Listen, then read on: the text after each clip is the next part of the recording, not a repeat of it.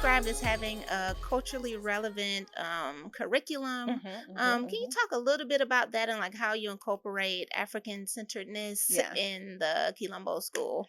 totally. Mm, So now we actually have like a curriculum supplement, okay. right? Initially, my mother, Io, and I, and some of the other teachers who came in were just kind of authentically adding in things we knew because we kind of grew up in this African centered Yeah. movement community. So we Mm, just knew how to like twist things. Obviously, I had a degree in African American studies by right. that point. Right. So we were all able to just kind of bring that into the classroom. And Mm, so then I would say at about maybe like 2010, 2011, mm, we decided we wanted to write a grant, not a mm, grant, we wanted to write a charter. We wanted to try to yeah. get a charter. We wanted to charter. And Mm-hmm. so in order to do that, we had to write a curriculum. So then Mm, we went ahead and we started really mapping out what that curriculum would look like. okay. And so grades, kindergarten through eighth grade, we brought in my father, who was a PhD in African American Mm, studies. We brought in a sister. Her name is Natsu. She's Japanese, so she mm, was able to add to the Asian part of the okay. curriculum.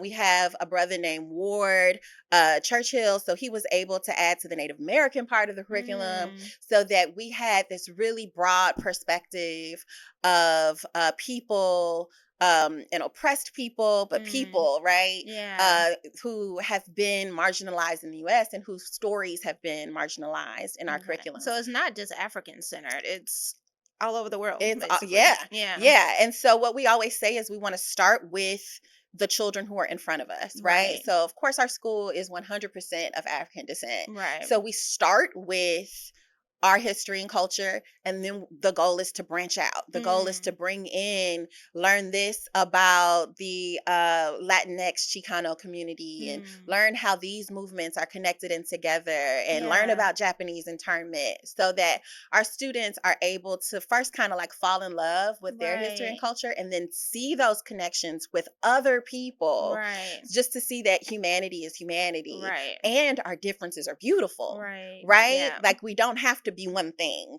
We Mhm. should see color and differences and then Right. acknowledge how amazing they are. Exactly. So a lot of people get confused about that and think we are only teaching blackness to black Right. kids and they can't learn anything else or love Yeah. anything else. And no, we want our children to start with themselves. Like you should Right. always start with loving yourself first. Right. And then when you love yourself, it allows you to love other And people even appreciate. more and appreciate Yeah. other people and find connections in other people and Right. histories and stories and fables or whatever Right. from that connection. So yeah. That's so dope. Yeah. So And like so we I'm learning actually here. sell that curriculum supplement now to other Okay. school systems to Mm. teach children of color, not just children of African descent. But of Mm. course, we have a call on our lives, a special destiny to kind of close the gap that's in our community, because the Right. achievement gap that's in our community is Mhm. alarming and scary Right. in a different kind of way. Yeah, Mhm. yeah. That's so awesome though that y'all are doing that. So what kind of effects have you kind of seen in the difference in like a traditional way that children are being Right. taught and kind of what are you seeing with your kids and the way they're learning at Quilombo? So I would say there's the cultural relevancy, but the other piece is my mother was so committed to being the best teacher that she Mm, really brought in all the best practices of teaching. just excellence, Just period. excellence, period. Yeah, So cultural relevancy is kind of like our rally cry. But when mm, it comes to pedagogy, the art and science of teaching, she right. has us doing all of those best practices as well. So it's like Okay. hands-on math. The children are Mm, working with manipulatives and not just looking at symbols and mm, shapes and saying the right. symbol 5 with the symbol plus sign with the symbol 5 equals the symbol Right. 1 with the symbol 0. It's more Yeah. like get 5 blocks with 5 blocks, and now you have 10 blocks, Making it tangible. make it tangible. Yeah. We call it making it concrete as opposed to abstract. So the Mm, numbers are like these concepts, but the blocks are the actual 5 with right, an actual 5. right.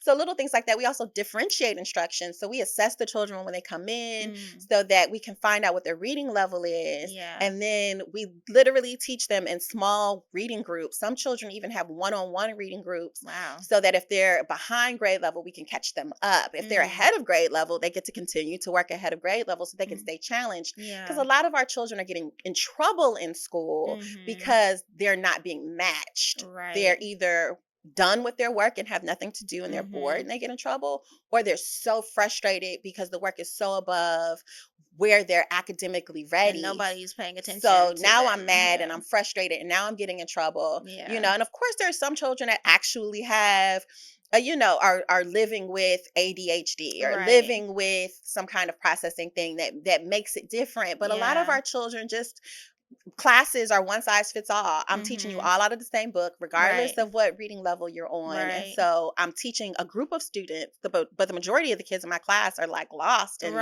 Right. getting in trouble, right? Right. Either because Yeah. they're too advanced or Mhm. not on level yet. And Right. so that in combination with the cultural relevancy, Mhm. we've seen amazing success, right, with Right. our students. Mhm. So I've had students who have just been at Kilombo kindergarten through 8th grade. So they are just academically sound and they're Mhm. so clear about who they are. Right. And Right. they go to these high schools, whether they're like a white private school or Mm. just, their local high Yeah. school. A lot of them end up in charters because after 8 years of tuition, a lot of parents don't want to pay tuition anymore. Uh, Right. and so they do well. Mm. Our students have like a 3 point plus, Wow. in high school and college. We've had students graduate from like white schools Mm. and like the salutatorian, you know what I mean? So they do Wow. very, very well academically. And I think Yeah. because they're with us through 8th grade and they're with us in those like awkward adolescent years, Right. when they go to the 9th grade, they're really kind of firm in who they are, Right. Yeah. So even in spaces that are, because people are always like, well, how will they do in the real world? They do really well Right. because they don't feel like they have to conform to anything else. Mhm. They're Mhm. like, I'm me. Don't you Right. I like would think it? that would build so much Oh confidence my in them. gosh. I mean, and Like, that's what we've seen. We've yeah. seen those students walk into these other spaces and they're so confident that Mhm. other people are actually in awe of them, even Wow. including students, Mm. definitely teachers and staff. Yeah. And so we've seen it help to build who they are individually, but also Mhm. they're very, very academically ready, Right. which unfortunately isn't the norm in our community, right? Yeah. And then there are the students who haven't been at Kilombo forever, right? Mhm. They started Kilombo after being kind of wounded in other Mm. spaces. Yeah. They might be behind academically Mm. because they weren't really being taught. And the culture kind of like throws them at first, right? They're Right. like, what is all this African dance and language and Yeah. drumming? What are y'all doing? And then they really get into it. Mm. And then they really get into it. And because of the way that we differentiate, they also feel more confident as Right. learners, right? Yeah. Because even if you are a 4th grader Mhm. who's reading in a 2nd grade level, Mm. if you come to me and I start you in the 2nd grade book and you Yeah. get to read with just one other person, Yeah. then you're like, oh man, I'm reading now. Because you don't Right. know that the reading is the 2nd grade book. Right. You just Right. know that how come I can read this so well and I couldn't Yeah. read because we're actually matching you and we're starting you Right. on the level that you're supposed to be at. And of course Right. you're older, so we're gonna accelerate you. Right. But because you're older, you can also handle that. So Mhm. I can give you 3 years. I can bring you up 3 years in 2 years because Right. you're older and you're more mature. But I'm Right. also like tapping into Where you like are where now. you are now. So you're Yeah. not feeling like I still can't reach it. You're feeling Right. like, man, all of a sudden I can read. You know what I Right. mean? Right. And so it makes them feel really, really, really good. I Yeah. just wrote a college recommendation for one of my students who came to me in Mm. the 3rd grade, and Wow. she was reading on the 1st grade level, Wow. right? Okay. And so it took us those 2 years, but she caught up, Mm. right? She Right. caught up and she graduated from the program. It's always very emotional when Yeah. her or her mom and I talk about just like her journey. Yeah. And now she's going to That's college. amazing. She's going to college to be a nurse. Yeah. She wanted to be in cosmetology at first, Mm. but she realized that she really wanted to be a nurse as she got into high school That's because she so went to a cool. school that allowed her to specialize in Okay. cosmetology. And she's like, I Oh, that's like it, dope. but let me try this, Mm. And it's so funny Okay. because her mother's a nurse. We always all end up doing what our mothers, We can't right? help it. We can't help it. But so to see her journey, and she was one of the children that was like, what is all this African dance? But I Mm. remember her, like, trying to figure it out and having like those awkward body movements Yeah. and what is this? And by 8th grade, she's like one of our star dancers. She's Wow. amazing. And it's what she talked about in her 8th grade graduation speech, like wanting Wow. to reach that goal and be that Yeah. dancer. But also just always feeling like I don't know what I would have done or how Mm. I would have been able to succeed had it not been Yeah. for Kilombo. Wow, that's so amazing. It's like you tapped into a potential that's like they never would have known even Right. existed. And so, I mean, it just explodes It once they exploded. see it. Yeah. That's so cool. Yeah. It Yeah. feels good. So yes, I want to talk a little bit about Tashiya the person and just how you maintain your positivity. I mean, because you are such a positive light, in my life, and I'm sure a million other people's lives. Oh my gosh. And so just talk a little bit about how you maintain that positivity or posidalia, as it were. I love. And just stay motivated. What kind of things you do? Are you like a meditator? Do you Right. pray every Sunday? What are you? Right. Well, the goal is to pray every Sunday. Right. I would say that we try our hardest, my husband and I, with our kids, to make Sunday that day where we Mm, sit together and we pray that's and we kind of dope. ground and even do like breathing Mm, exercises okay. just to ground ourselves. Okay. I've been working with this organization called Prometra, Mm, whose leader is out of Africa, and so through him and his mm. son-in-law, I've learned these breathing exercises that help you to clean your heart, Oh, right? And nice. so that's been really, really Mm. good for me. And so prayer, without question, absolutely. Mhm. And there was like a period where we weren't as consistently just grounded in spirituality, and Yeah. I got pregnant with my daughter, and I was reminded, like, oh my gosh, I haven't been Right. praying. So prayer, absolutely. And something in me Mhm. just wants to be happy, child. Right. It's just enough. People are just born with certain things. So my mother would Right. always say, like, as a child, she would ask me how my day was, and I'd be like, Uh-huh. great. Right. And you And have not so changed.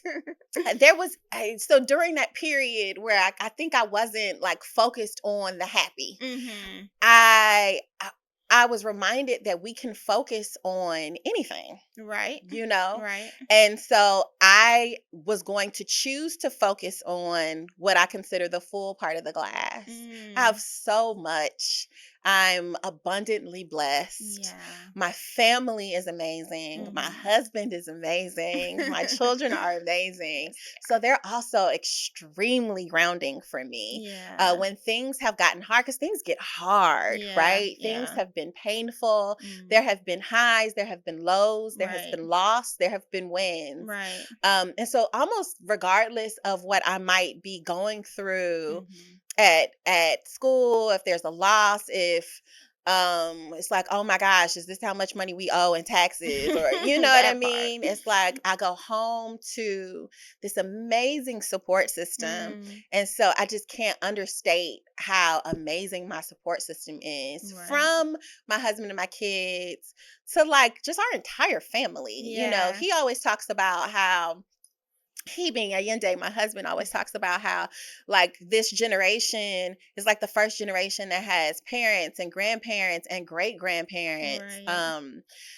I just, my family, my community are my everything. But Yeah. prayer is definitely what keeps me grounded. And if I'm feeling so too overwhelmed, I almost inventory, and it's like, oh my gosh, you haven't prayed in like 3 weeks. Mm, mm, Girl, yeah. you can't do that. Right. You know what I mean? And Yeah. so I remember when our oldest sang, was living with us, and she was in high school, and she would be like, we haven't prayed and I can feel it. Mm. So good that she's so in tune to Right. that. I Yeah. mean, but it was a period where we were so consistent Okay. Yeah. that, it just shapes everything. It shapes your Yeah. perspective. But I always talk about like it's an energy that you feed. Mhm.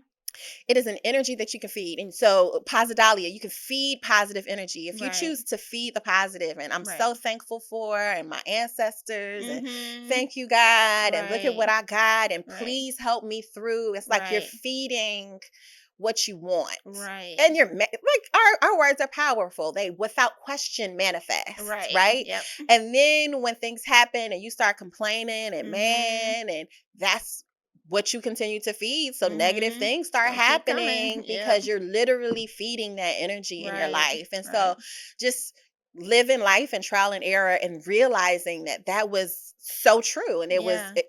it was manifesting absolutely in my life, you Right. know. I just knew that I had to pray. I had Right. to be 'Cause consistent. there'll always be However you both of pray, those things. There'll always be some negative stuff going on. There's always gonna be some that positive. So is it really is like life. what you choose to What you focus your choose, energy like, on. literally at the graduation, I'm telling my students, you can focus on the negative, but it's Mhm. supposed to be there, Right. right? Right. It's supposed to grow us. Right. It is a part of life. Right. There will be bitter times. Mhm. Prepare for them. Right.